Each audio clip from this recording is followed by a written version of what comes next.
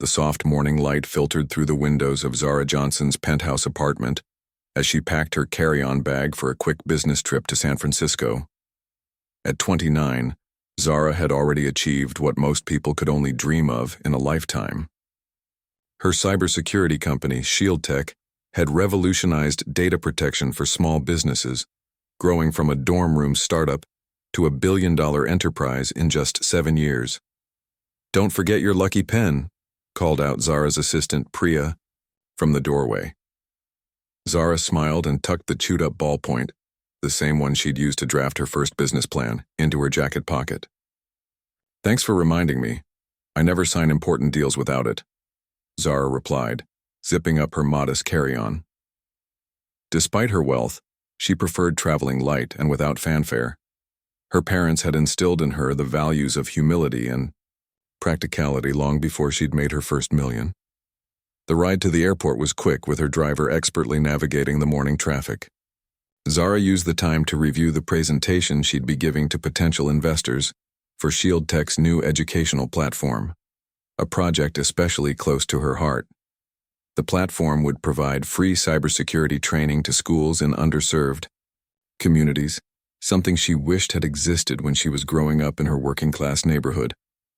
At the airport, Zara breezed through security, her status allowing her access to the priority lane, though she always felt a bit uncomfortable with such privileges.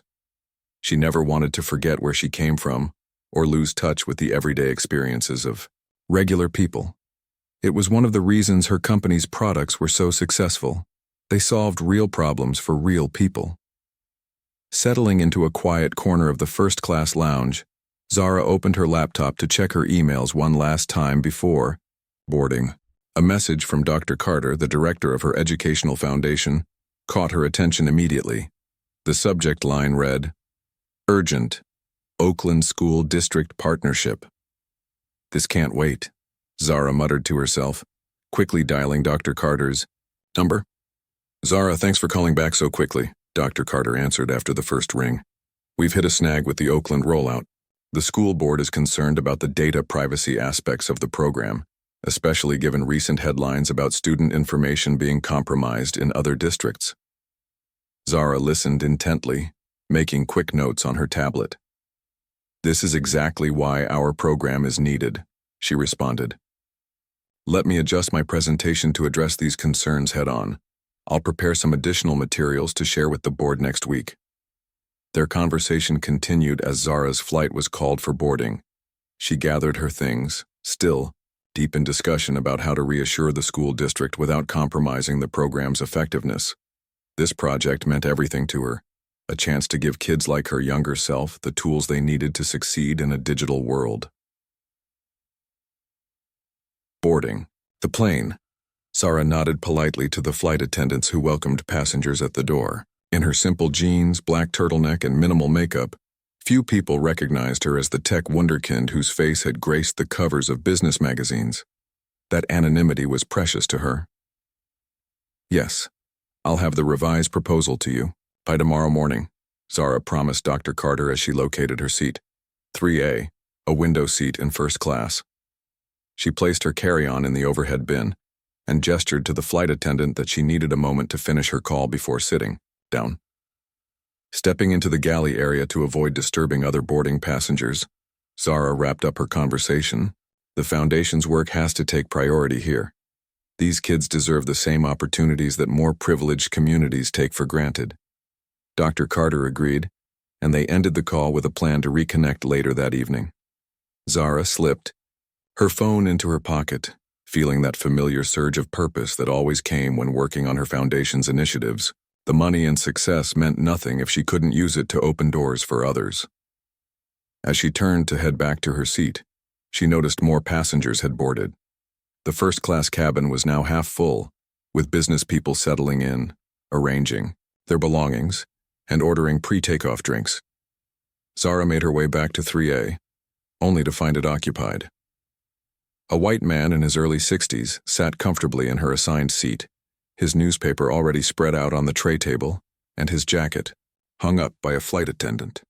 He had silver hair, wore an expensive-looking suit, and exuded the confidence of someone accustomed to taking up space without question.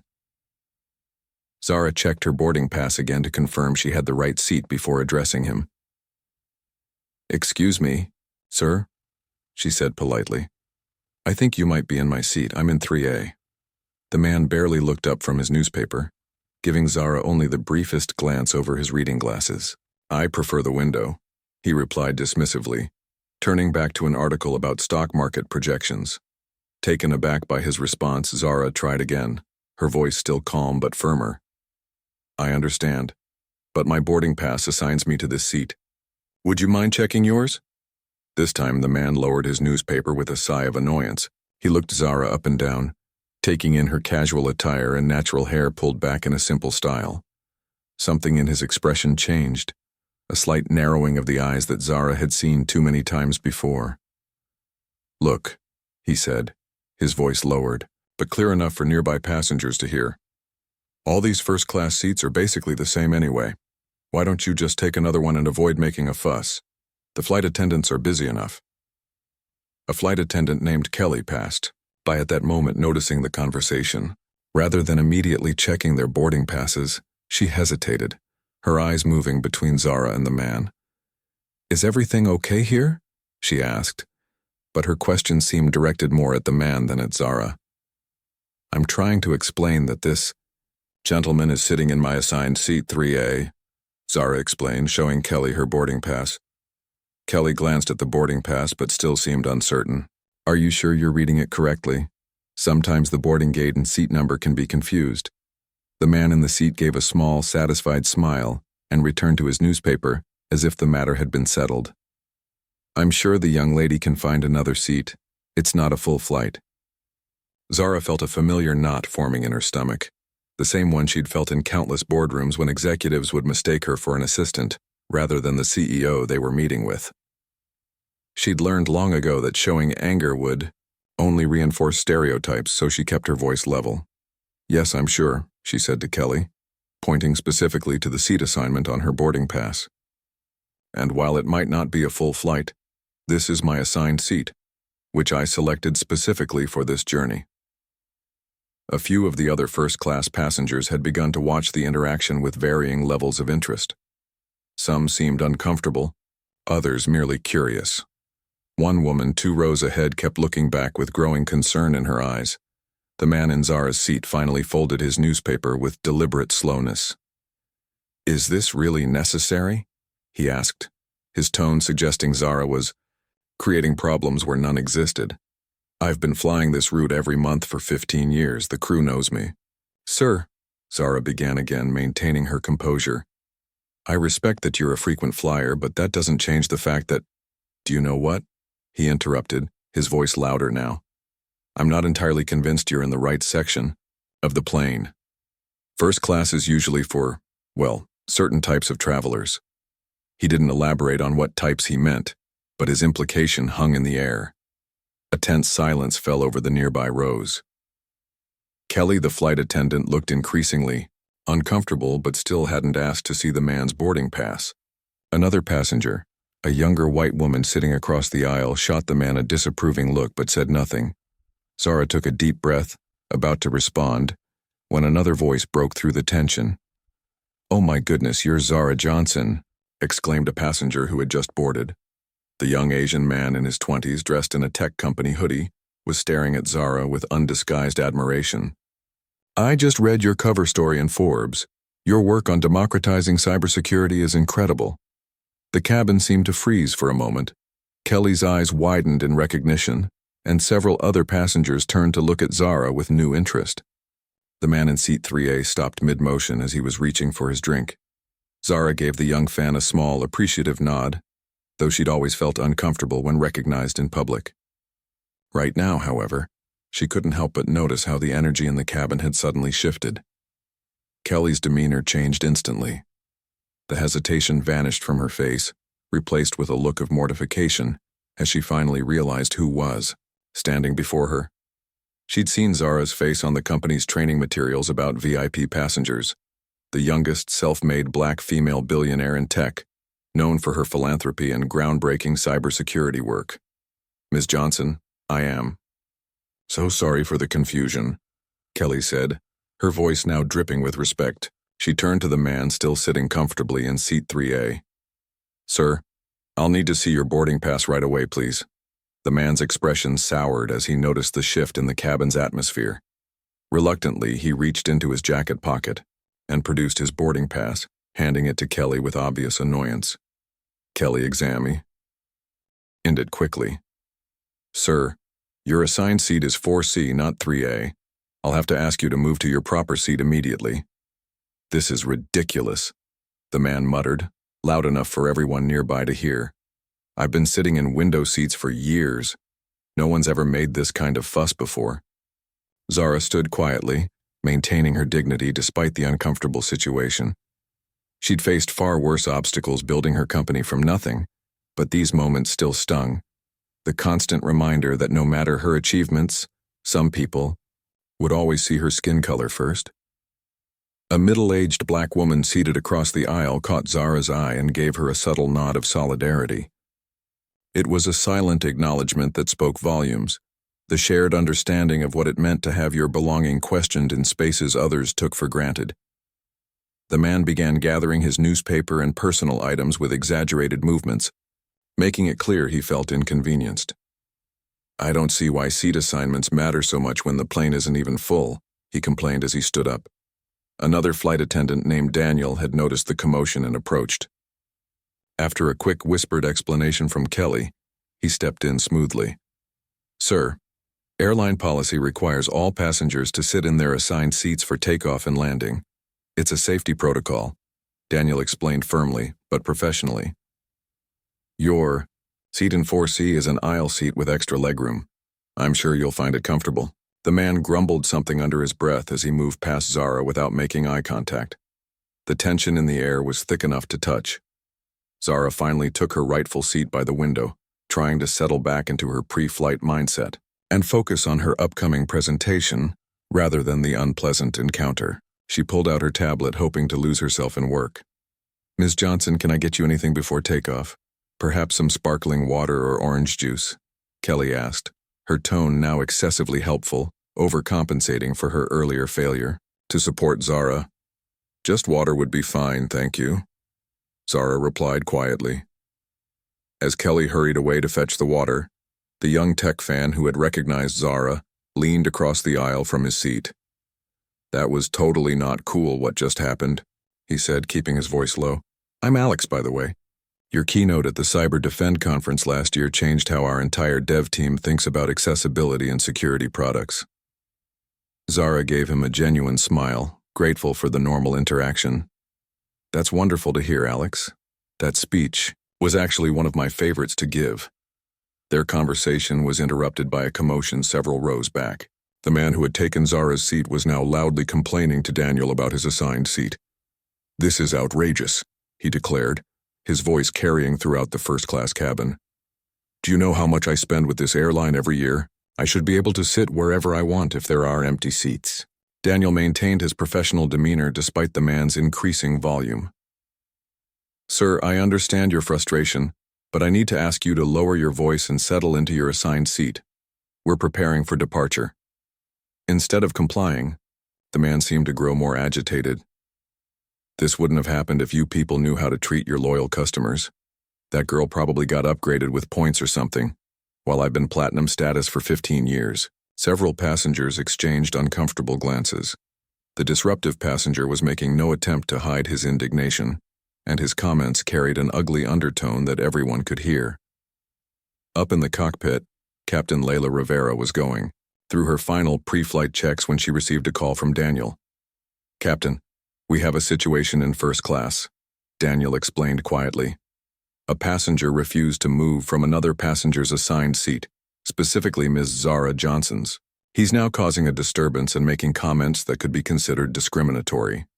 Captain Rivera, a 22-year veteran with the airline, took this information seriously. In recent years, the airline had implemented strict policies about passenger conduct, especially regarding discrimination and harassment. She made a quick decision. Keep things calm. I'll be out in a moment, she told Daniel before turning to her co-pilot. James, finish the checklist. I need to address a situation in the cabin. Back in the first-class cabin, the atmosphere had grown increasingly uncomfortable. The disruptive passenger was now standing in the aisle beside seat 4C, still arguing with Daniel while gesturing repeatedly toward Zara. It's the principle of the thing, he insisted. I've never been treated this way before. Suddenly, when she complains, everyone jumps. What makes her so special? The question hung in the air, laden with unspoken implications that everyone could hear clearly. Many passengers looked away, embarrassed by his behavior but unsure whether to intervene. Captain Rivera emerged from the cockpit, her presence immediately commanding attention as she walked purposefully down the aisle. Her uniform was crisp, her expression serious but calm as she approached the ongoing disturbance. "Good morning," she said, addressing the disruptive passenger directly. "I understand there's an issue with the seating arrangements?" The man seemed momentarily taken aback by the captain's appearance but quickly recovered. "Finally, someone in charge. Yes, there's been a ridiculous overreaction to a simple seating preference. I don't see why." Captain Rivera raised her hand slightly, cutting him off. "Sir, I've been briefed on the situation. Let me be clear. This airline has a zero-tolerance policy for any behavior that makes our passengers feel unwelcome or uncomfortable, based on who they are." The man's face flushed. "I never said anything about— Your comments and actions have been reported to me," Captain Rivera continued firmly. "I need to inform you that I have the authority and responsibility to ensure all passengers can travel in a respectful environment." Zara watched the interaction from her seat, feeling a complex mix of emotions. She hadn't wanted this much attention. She'd simply wanted to sit in her assigned seat like anyone else. Now the entire cabin was watching this uncomfortable scene unfold. The young tech fan, Alex, leaned over again. $10 says the captain kicks him off," he whispered, trying to lighten the mood. Zara couldn't help but give a small smile in return, appreciating his attempt at normalcy amid the tension. But she also felt a twinge of sympathy for Kelly, who stood nearby looking absolutely mortified by how the situation had escalated. Captain Rivera was still speaking to the man, her voice now lowered but her stance unwavering. "Sir, at this point I need to ask for your cooperation. You can either return to your assigned seat and remain there without further disruption for the duration of this flight, or I will be forced to ask you to leave the aircraft." And the cabin had gone completely silent. Even the usual pre-flight bustle from the economy section seemed to have quieted, as if the entire plane was holding its breath. The man looked around, perhaps hoping to find support from other passengers, but found none. Most avoided his gaze entirely. Finally, he straightened his jacket with an exaggerated gesture. "This is absurd. I've been flying this airline for decades, and this is how I'm treated. Because of one complaint?" Captain Rivera's expression remained impassive. "Sir, this isn't about a complaint. It's about our standards of conduct. Now, what will it be? Your assigned seat or deplaning?" For a moment, it seemed like he might choose to comply. He glanced at seat 4C, then back at the captain. But something in his expression hardened and he lifted his chin defiantly. "If this is how your airline treats its most loyal customers, then perhaps I should take my business elsewhere. This whole situation is ridiculous," he declared loudly, making sure everyone could hear him. Captain Rivera nodded once. "That's your choice, sir. Please gather your belongings. A flight attendant will escort you off the aircraft." A murmur ran through the cabin as the reality of what was happening sank in. Captain Rivera turned to address the other passengers. "Folks, I apologize for the delay. We'll be ready for departure shortly. Thank you for your patience." As she walked back toward the cockpit, she paused briefly beside Zara's seat. "Ms. Johnson, on behalf of the airline, I apologize for this unfortunate incident. We're glad to have you flying with us today." Zara nodded her appreciation, feeling a strange mixture of vindication and discomfort. She'd never wanted to be the center of such a scene, but she also knew the captain had made the right call. As Daniel escorted the disgruntled passenger toward the exit, the rest of the passengers sat in stunned silence processing what they had just witnessed. It was rare to see such a direct consequence for behavior that, in many other contexts, might have been allowed to slide. A hush fell over the first-class cabin as Daniel led the disgruntled passenger toward the exit. The man continued to protest, loudly, his voice carrying back through the cabin. "This is completely unacceptable. Do you know who I am? I'll be calling your corporate office the minute I'm off this plane." His complaints faded as they reached the jet bridge, where a gate agent waited to escort him back to the terminal. In his wake, passengers exchanged glances, some with raised eyebrows, others with subtle nods of approval for the captain's decision. The middle-aged black woman sitting across from Zara caught her eye again and gave a small, knowing smile. "Well, that was something," she said quietly. Zara nodded, still processing what had just happened. She'd faced discrimination before, of course, in boardrooms, at industry events, even in luxury stores, but rarely had she seen such immediate consequences for the person responsible. Kelly approached Zara's seat, her face still flushed with embarrassment. "Ms. Johnson, your water," she said, placing a bottle of Evian on Zara's tray table with slightly trembling hands. "And I want to personally apologize for not addressing the situation properly from the beginning. There's no excuse for my hesitation." Zara looked up at the flight attendant and saw genuine regret in her eyes. "Thank you, Kelly," she replied, reading the woman's name tag. "We all have moments when we don't react as we should. What matters is learning from them." Kelly nodded gratefully, though her expression suggested she might still face consequences for her handling of the situation. "If you need anything at all during the flight, please don't hesitate to ask." As Kelly moved on to help other passengers, Captain Rivera's voice came over the intercom. "Ladies and gentlemen, this is your captain speaking. I apologize for the delay in our departure. We had to address a situation regarding our passenger conduct policy. We take the comfort and dignity of all our passengers very seriously on this airline. We'll be pushing back from the gate shortly. Flight attendants, please prepare the cabin for departure." There was a subtle but noticeable shift in the atmosphere, a collective exhale, as if everyone had been holding their breath. Several passengers seemed to relax back into their seats while others whispered among themselves, no doubt discussing what they'd just witnessed. Alex, the young tech fan across the aisle, leaned toward Zara again. "That was intense," he said. "But honestly, it was also kind of awesome to see someone actually face consequences for that sort of behavior.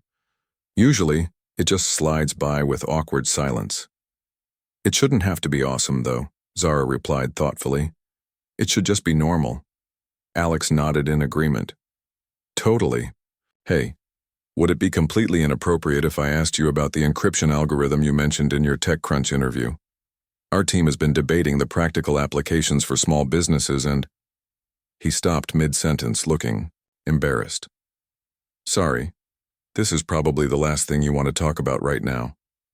Bad timing on my part." Zara surprised herself by laughing, a genuine, tension-breaking sound. "Actually, I'd much rather talk about encryption algorithms than what just happened. Shop talk is a welcome distraction." For the next 15 minutes, as the plane finally pushed back from the gate and taxied toward the runway, Zara found herself engaged in a lively technical discussion with Alex. It felt good to focus on her work, on the things she had built and the problems she was solving rather than on the incident that had just occurred. Their conversation was interrupted when Daniel appeared beside them, looking slightly flustered. "Ms. Johnson, I apologize for the intrusion, but our CEO, Mr. Richards, is on the line and would like to speak with you." Captain Rivera informed him of the incident. Daniel handed her the airplane phone. Zara took it with a small sigh, wishing she could just continue her conversation about data encryption instead. "Hello, Mr. Richards," she said, keeping her voice low to maintain some privacy. "Ms. Johnson, this is Thomas Richards. I can't begin to express how deeply sorry we are about what happened today," the CEO began, his voice carrying the practiced concern of someone who had handled many corporate crises. "What you experienced is completely unacceptable and goes against everything our airline stands for. I appreciate your call, Mr. Richards. Your captain handled the situation very professionally." Zara responded, conscious of the nearby passengers who were trying not to appear like they were listening. "I've already arranged for a full refund of your ticket, and we'd like to offer you unlimited first-class travel on any of our routes for the next year," Richards continued. "Additionally, if there's anything else we can do to make this right—" "That's very generous," Zara interrupted gently, "but unnecessary. I don't need compensation. What happened today isn't unique to your airline. It happens in stores, in hotels, in offices around the country every day." There was a pause on the line. When Richard spoke again, his tone had shifted slightly, less rehearsed. "You're absolutely right, Ms. Johnson. If you're willing, I'd actually like to discuss something else with you. We've been working on updating our diversity training programs for all customer-facing staff. And frankly, after today's incident, it's clear we still have work to do. Would you consider consulting with our team on these efforts? Your perspective would be invaluable." Zara felt a flicker of interest. This was something tangible, something that might actually make a difference. "I might be interested in that, Mr. Richards. Have your team contact my office next week and we can set up a proper discussion."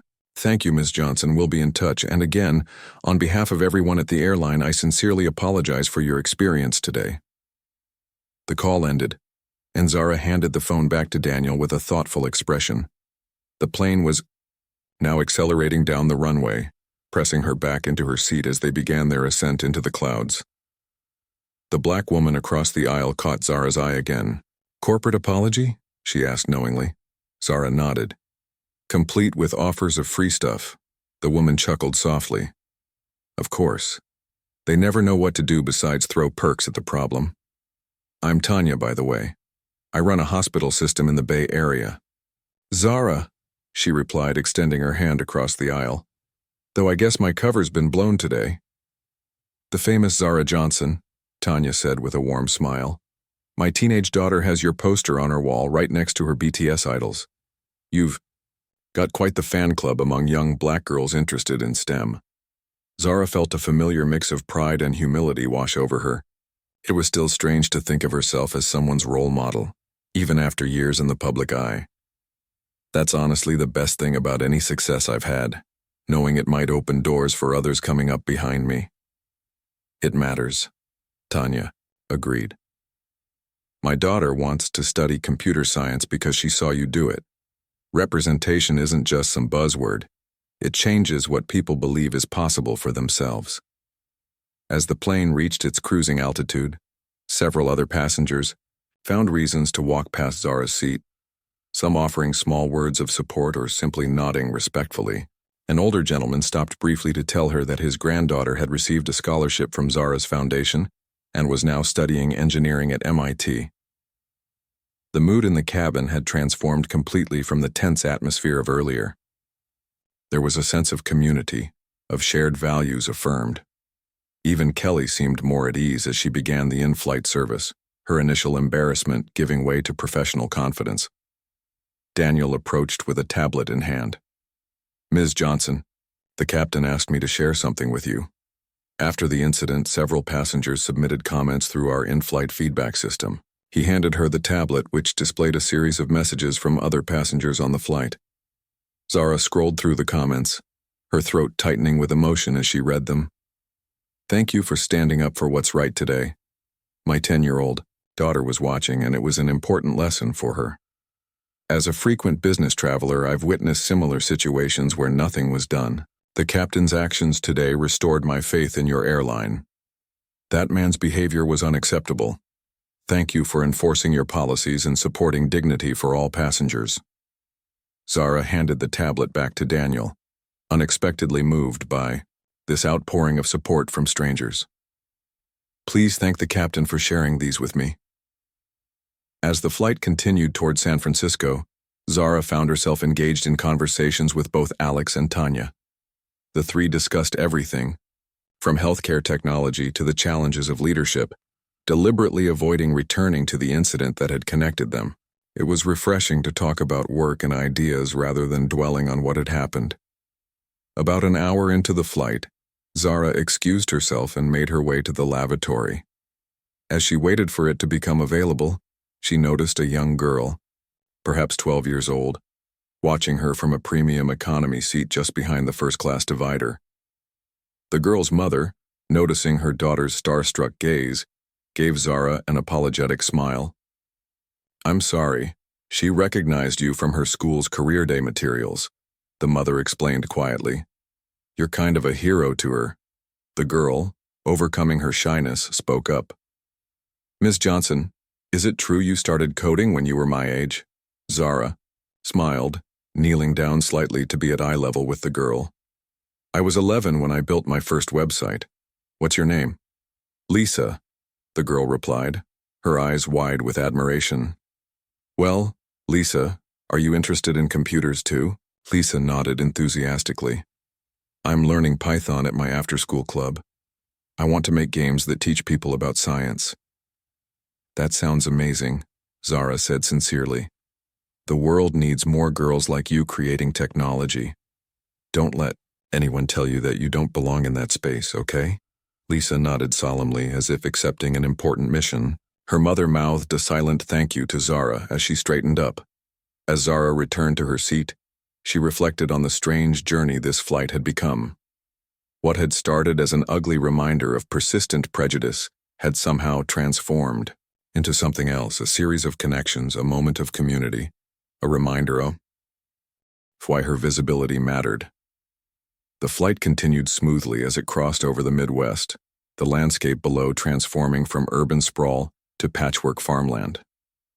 Zara had settled back into her work, reviewing slides for her upcoming presentation on her tablet while occasionally chatting with Alex about encryption algorithms and Tanya about healthcare tech challenges. "Ladies and gentlemen, this is Captain Rivera speaking," came the announcement over the intercom.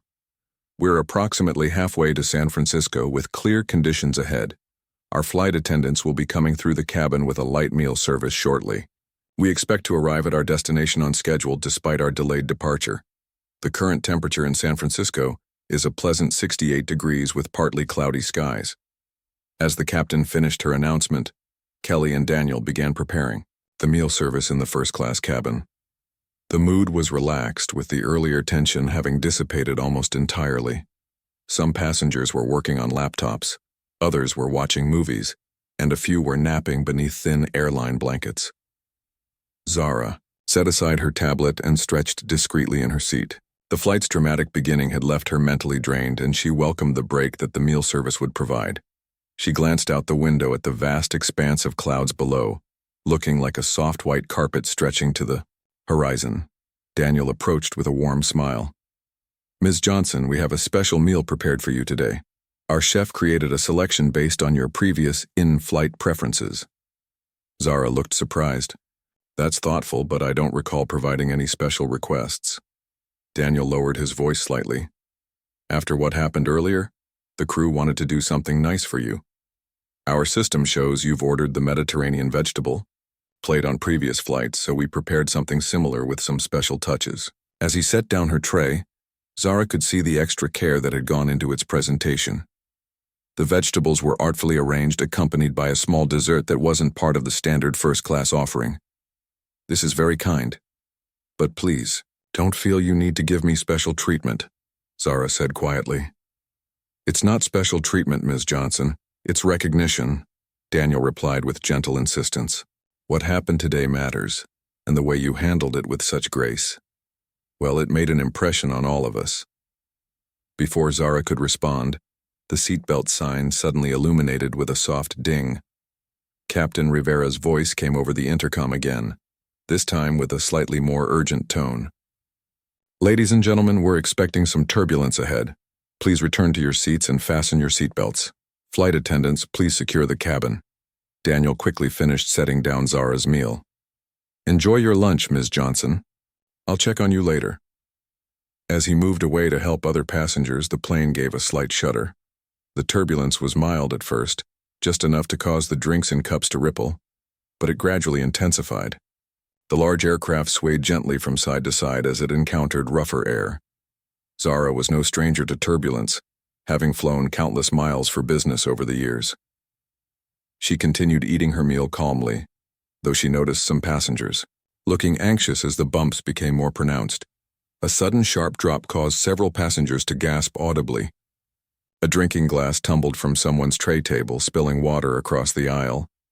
The plane seemed to drop several feet in seconds before stabilizing, leaving a few nervous passengers gripping their armrests. "Nothing to worry about, folks," came Captain Rivera's reassuring voice over the intercom. "We're passing through a weather system. This is perfectly normal, though it might be a bit bumpy for the next 15 minutes or so. Please remain in your seats with your seatbelts fastened." Tanya, who had been reading before the turbulence hit, caught Zara's eye across the aisle. "Not a fan of flying?" she asked, noticing Zara's white-knuckled grip on her armrest, a rare moment of vulnerability from the normally composed tech executive. Zara gave a small, embarrassed laugh.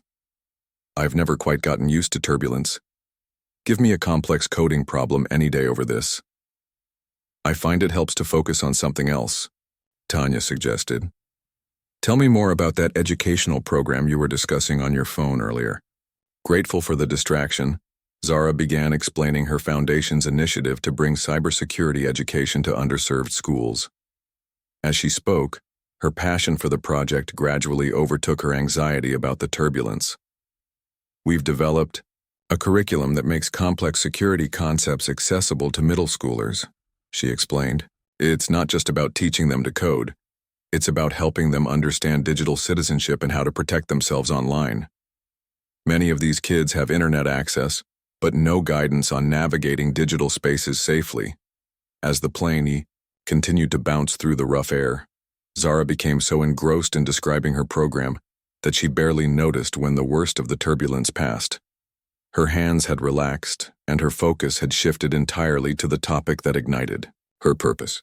"The most rewarding part is seeing kids who never thought tech was for them suddenly realize they have a talent for it," she continued, "especially girls and students of color who rarely see themselves represented in the field."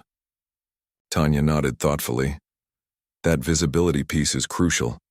It's why what happened today on this plane matters, even if it was uncomfortable.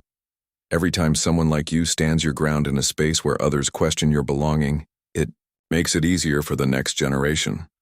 The conversation paused as Captain Rivera's voice returned, announcing that they had cleared the turbulence and the seatbelt sign would be turned off momentarily. A collective sigh of relief passed through the cabin as the plane's ride smoothed out. As passengers resumed their activities and flight attendants continued the meal service, Zara noticed Lisa, the young girl from premium economy, standing hesitantly at the divider between cabins, clutching something in her hand. Her mother stood a few steps behind, looking slightly embarrassed. Daniel noticed too and approached them. After a brief exchange that Zara couldn't hear, he walked over to her seat. "Ms. Johnson, the young passenger in 8D has something she'd like to give you if you're willing. I told her it's not usually allowed to come into first class, but under the circumstances." He trailed off with a small shrug. "Of course," Zara said immediately. Daniel escorted Lisa to Zara's seat. The girl's hands trembled slightly as she held out a folded piece of paper. "I made this for you during the turbulence," Lisa explained, her voice quiet but determined.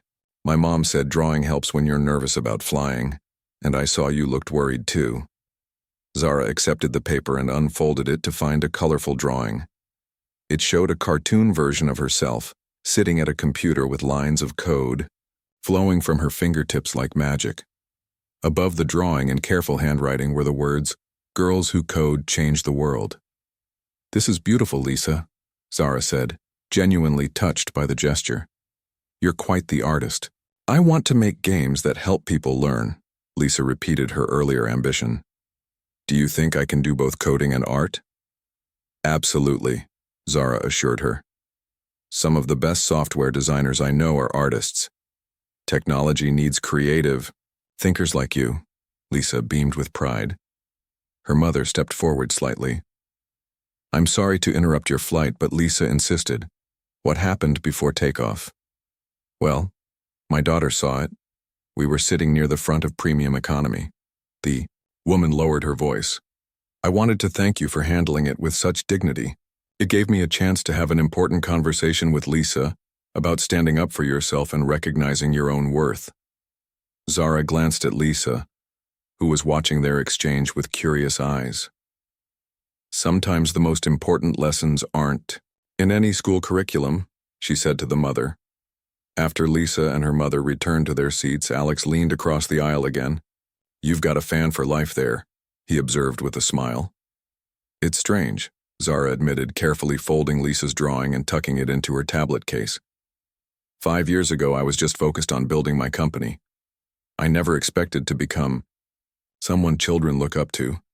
That's how it works, though, Tanya chimed in. We focus on doing the work, and suddenly we find ourselves being the representation we needed when we were younger. The conversation might have continued, but it was interrupted by a flight attendant approaching with a tablet in hand. "Ms. Johnson, I have a message for you from our corporate office," the attendant said, looking slightly confused. "Apparently, there's been some media attention about today's incident." Zara's stomach dropped. "What do you mean?" The flight attendant handed her the tablet, which displayed a social media feed. Zara scrolled through with growing disbelief. Several passengers on the ground had apparently witnessed the disruptive passenger being escorted from the gate, loudly complaining about being removed because of some girl who thought she was special. Someone had recognized Zara's name when he mentioned it and posted about the incident. The post had gone viral within the hour, with thousands of shares and a trending hashtag, or seat taken grounded. "Oh no," Zara murmured, continuing to scroll through the feed. The story had already been picked up by several news outlets, with headlines like, "Tech billionaire Zara Johnson experiences discrimination on flight," and "Airline take. How stand against passenger harassment, grounds flight to remove disruptive man." There were videos of the man still ranting in the terminal, comments from other travelers who had witnessed parts of the incident, and a growing online debate about privilege, respect, and accountability in public spaces. Zara handed the tablet back to the flight attendant, feeling a complex mix of emotions. She had never sought public attention for incidents like this. In fact, she had endured countless microaggressions over the years without saying a word. Now, suddenly, this one confrontation was becoming a national conversation without her consent. "Airline's PR team is asking if you'd like to issue a statement," the flight attendant added hesitantly. "They've prepared a draft for your approval." Zara shook her head firmly. "No. No statements, no comments. This wasn't about publicity." As the flight attendant walked away, Tanya reached across the aisle and briefly squeezed Zara's hand. "You know, sometimes these things take on a life of their own because they need to. People need to see these stories, especially when they have consequences." "I just wanted to sit in my assigned seat and have a normal flight," Zara said quietly. "I know," Tanya replied with understanding in her eyes. "But sometimes just taking the seat you're entitled to becomes an act of courage." The plane began its descent into San Francisco, the city gradually coming into view beneath scattered clouds. The Golden Gate Bridge stood in the distance, its iconic red towers piercing through wisps of morning fog. Zara gazed out the window, trying to focus on the beauty of the landscape rather than the unexpected media storm that awaited her on the ground. "Ladies and gentlemen, we're beginning our final approach into San Francisco International Airport," Captain Rivera announced. "Local time is 10:45 a.m. and the weather is partly cloudy. We should be on the ground in about 20 minutes. Flight attendants, please prepare the cabin for landing." Zara closed her eyes briefly, taking a deep breath. What had started as a routine business trip had transformed into something she never anticipated. Her phone, which she'd just turned on despite the official instructions to keep devices in airplane mode, was already buzzing with notifications. Messages from her assistant Priya, her PR team, and even her parents, who had somehow already heard about the incident. "You okay?" Alex asked from across the aisle, noticing her expression. "Just bracing myself," Zara admitted. "I have a feeling the next few hours are going to be complicated. If it helps," he offered. "Most stories like this fade from the news cycle pretty quickly. Some celebrity will do something outrageous by dinner time and everyone will move on." Zara appreciated his attempt at reassurance, but the growing list of missed calls on her phone suggested otherwise. This story had touched a nerve. Her PR director had left 7 voicemails already, each marked urgent. As the plane descended through a layer of clouds, Daniel approached her seat one last time. "Ms. Johnson, the captain wanted me to inform you that there appears to be media waiting at the terminal. Airport security has been notified and they're prepared to escort you to a private exit if you prefer." Zara felt a flash of irritation, not at Daniel, but at the situation. She'd built a billion-dollar company from nothing, created technology that protected millions of people's data, established a foundation that provided educational opportunities to thousands of underserved students. Yet today she was making headlines not for any of those accomplishments, but because a man had refused to give up her seat. "Thank you, Daniel," she replied after a moment. "But I don't need a private exit. I'll leave through the main terminal, like everyone else." He nodded, understanding in his eyes. "The crew just wanted you to know you have options." As Daniel moved away to prepare for landing, Tanya leaned across the aisle. "For what it's worth, I think you're making the right call. Taking the back door sends a message too." The plane touched down smoothly on the runway, gradually slowing as it taxied toward the gate. Passengers began the familiar ritual of gathering belongings and checking phones, many of them stealing glances at Zara when they thought she wouldn't notice. "Ms. Johnson," Kelly said, approaching her seat as the plane reached the gate. "On behalf of the entire crew, I want to thank you for flying with us today, despite the unfortunate beginning to our journey. And personally, I want to thank you for giving me a chance to learn and do better." The genuine remorse and growth in Kelly's expression moved Zara. "We're all learning all the time," she replied. "Thank you for your service today." As the seatbelt sign turned off and passengers began to stand, Zara remained seated, allowing the rush to subside before gathering her own belongings. She'd learned long ago that patience often made travel more pleasant. No need to fight through crowds to wait at baggage claim anyway. A gentle tap on her shoulder caught her attention.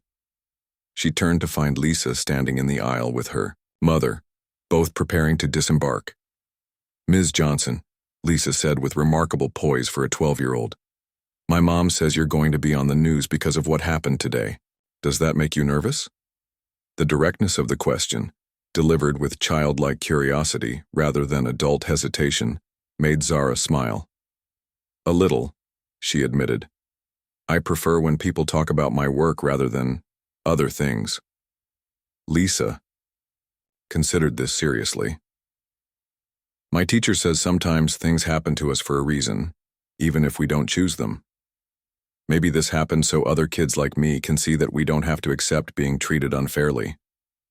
Lisa's mother looked both proud and slightly embarrassed by her daughter's philosophical observation. "Sorry, she has a way of getting right to the heart of things." "It's a valuable quality," Zara assured her. "Lisa, you might be right. Sometimes our most important impact isn't the one we planned for." As the crowd thinned, Zara finally stood to retrieve her carry-on from the overhead bin. Captain Rivera emerged from the cockpit, making her way down the aisle to personally thank passengers as they deplaned. When she reached Zara, she extended her hand. "Ms. Johnson, it was an honor to have you on board today," she said, her firm handshake conveying professional respect rather than the excessive deference Zara often encountered after people learned who she was. "I want you to know that the decision to remove that passenger wasn't special treatment. It's the standard we aim to uphold for everyone, though we don't always succeed." "I appreciate that, Captain," Zara replied. "And thank you for making that clear to everyone on board. It sent an important message." Captain Rivera nodded. "Safe travels in San Francisco. I suspect we'll be seeing each other again soon. I hear our airline might be consulting with you on some new training initiatives." As Zara finally made her way off the plane and into the jet bridge, she could hear the distinct murmur of a crowd up ahead. Emerging into the terminal, she was momentarily startled by the flash of cameras and the cluster of reporters and onlookers gathered near the gate. "Ms. Johnson, can you comment on what happened on your flight today?" "Zara, how do you feel about becoming a symbol of the fight against everyday discrimination? Did the airline handle the situation appropriately?" The questions came rapid fire from all directions. Airport security personnel moved forward to create a path for her, but Zara paused, considering her options. she could push past without comment, which was her first instinct. She could give a brief, non-committal statement, or she could seize this unexpected moment to redirect the conversation. Taking a deep breath, she stepped toward the microphones. "What happened today was unfortunately not unusual," she began, her voice clear and steady. "What was unusual was seeing immediate consequences for behavior that many of us experience regularly. I didn't ask for this attention, but since it's here, I'd like to focus it where it belongs." The reporters grew quieter, intently capturing her words.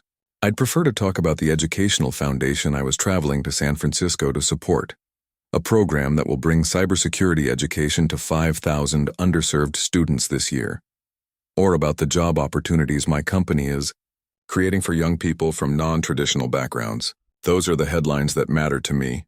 She paused, looking directly into the cameras. "If this incident starts conversations about respect and accountability in public spaces, that's valuable. But let's make sure those conversations lead to meaningful change, not just viral moments. Now, if you'll excuse me, I have a meeting about expanding educational access to attend." With that, Zara continued walking, the security personnel helping clear her path through the terminal. She could hear the reporters still calling questions, but she kept moving forward, phone in hand as she texted Priya to bring the car around to the nearest exit. As she walked, her phone rang. It was Dr. Carter from her foundation. "Zara, I've been trying to reach you. Are you okay?"